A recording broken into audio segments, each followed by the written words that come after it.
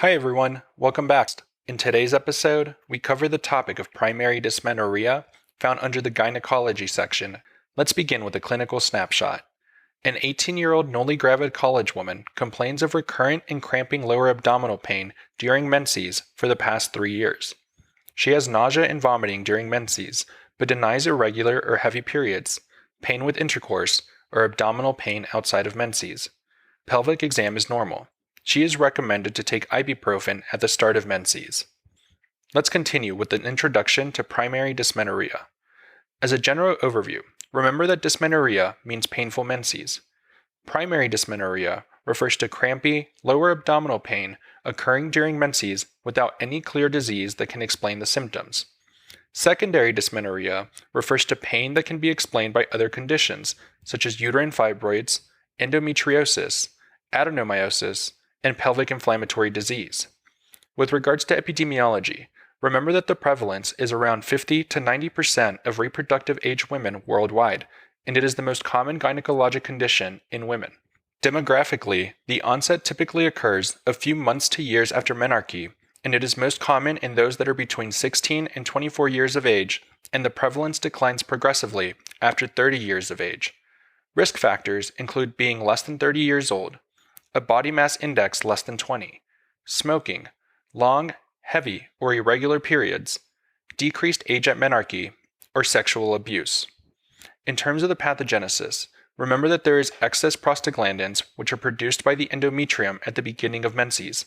This causes high-frequency uterine contractions and increased intrauterine pressure. When the uterine pressure is greater than arterial pressure, there is uterine ischemia, and the accumulated metabolites stimulate type C neural pain fibers, resulting in dysmenorrhea. Moving on to the presentation. A patient's history will typically include episodes that usually first appear during adolescence, 6 to 12 months after menarche. There will be crampy, intermittent midline lower abdominal pain, which may radiate to the lower back or thighs, and the pain begins 1 to 2 days before menses and lasts up to 72 hours.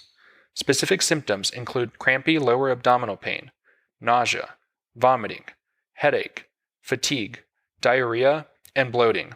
And on exam, the patient will appear normal. In terms of the differential, make sure to think about secondary dysmenorrhea, which may be due to adenomyosis, endometriosis, or leiomyomas. Key distinguishing factors are that it will usually present after 25 years of age with abnormal uterine bleeding, dyspareunia, dyschezia, infertility, and an abnormal pelvic exam, and one will have no response to treatment for primary dysmenorrhea. Also think about pelvic inflammatory disease. Key distinguishing factors here are that it may present with fever, and patients will have abnormal pelvic exam findings such as cervical discharge, cervical motion tenderness, and adnexal or uterine tenderness. Another condition to consider is mid-cycle pain, also known as Mittelschmerz. Key distinguishing factors are that the patient will have unilateral abdominal pain, and the pain will occur in the middle of the menstrual cycle, 10 to 14 days after menses start, and it is typically due to ovulation. That is because there is enlargement and rupture of the follicular cyst, which causes irritation to the peritoneum. Also make sure to think about ovarian torsion. Key distinguishing factors will be that the patient will present with an adnexal mass, and the pain will have no relation to menses. In terms of the management approach for primary dysmenorrhea, remember that patients with no response to therapy should be reevaluated for secondary dysmenorrhea.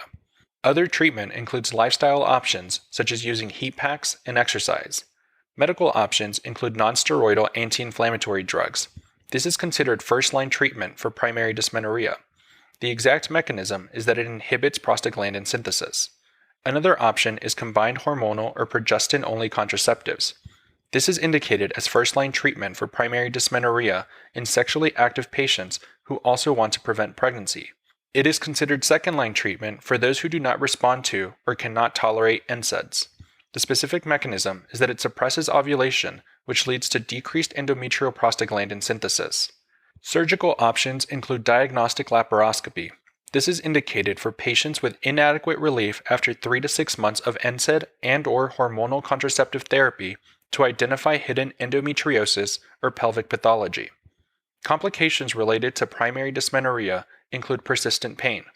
And lastly, with regards to prognosis, Remember that the natural history of the disease is that it tends to improve with age and childbirth, and that the majority of cases respond to treatment.